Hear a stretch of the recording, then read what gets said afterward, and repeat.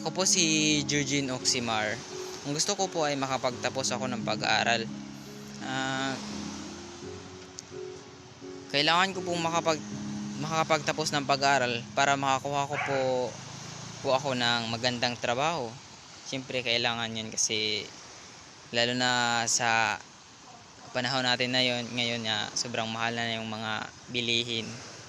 Kaya kailangan talaga natin ng pera. So, pag makatapos ka ng pag-aaral, may makukuha ka agad na magandang trabaho kasi tapos ka ng pag-aaral at nakadepende na rin sa'yo. Kailangan talaga magtiyaga. Oo, alam ko mahirap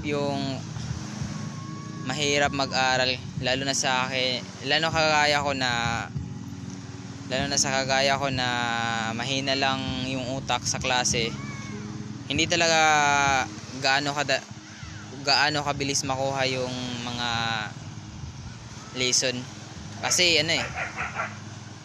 mahina ka lang, basta mahina ka hindi ka gaano kagaling sa klase, mahihirapan ka talaga kunin yung mga bagong lesson. Kaya kailangan mo magtiyaga. Oo, mahirap, alam ko yun, mahirap.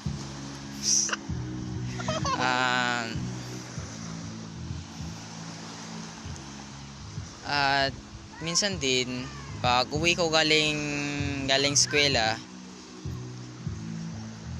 siyempre pagdating ko ng bahay, tumutulong din naman ako sa gawing bahay kapag medyo may time pa. Minsan nga napapagalitan pa kapag hindi nakatulong sa bahay kasi siyempre alam ko yun kasi alam ko naman kasi na